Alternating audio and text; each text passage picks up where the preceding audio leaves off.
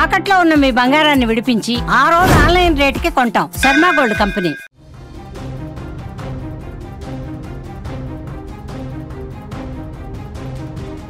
నైరుతి బంగాళాఖాతంలో కొనసాగుతున్న అల్పపీడన ప్రభావంతో ఆంధ్రప్రదేశ్లో వాతావరణ పరిస్థితులు మరోసారి మారాయి. ఇటీవల తుఫాను ప్రభావంతో రాష్ట్రం అధిక నష్టం చవిచూస్తున్న పరిస్థితులలో తిరిగి ఇప్పుడు వర్షాల హెచ్చరిక రావడంతో అధికార యంత్రాంగం అప్రమత్తమైంది.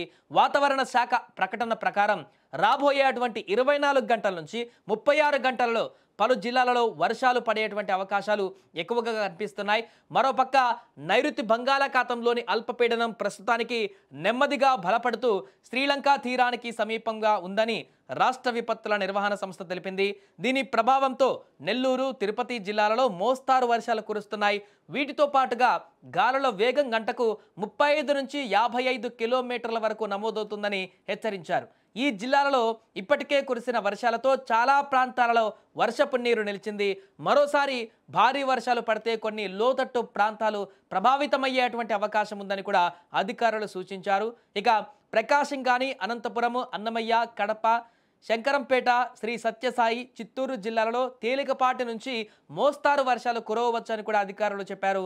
దక్షిణ ఆంధ్రప్రదేశ్ ప్రాంతానికి అనుబంధ ఉపరితల ఆవర్తనం కూడా విస్తరిస్తుండటంతో రాయలసీమ జిల్లాలలో వచ్చే 3 రోజులలో తేలికపాటి వర్షాలు నమోదయ్యేటువంటి ఛాన్స్ ఉందని కూడా వాతావరణ కేంద్రం వెల్లడించింది. ఏదేమైనా కూడా మరొకసారి ఆంధ్రప్రదేశ్లో ప్రజలందరూ కూడా అప్రమత్తంగా ఉండవలసినటువంటి సందర్భం అయితే ఏర్పడింది.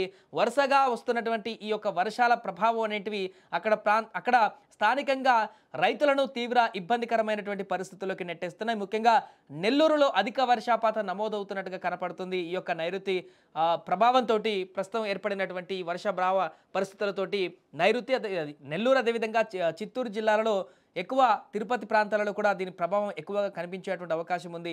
సో ఇప్పుడు మరొకసారి అప్రమత్తంగా ఉండాల్సినటువంటి పరిస్థితి ఏర్పడింది. ముఖ్యంగా రైతులు, ఎందుకంటే చాలా వరకు కూడా పంట చేతికి వచ్చేటువంటి సమయం ఆసన్నమైంది.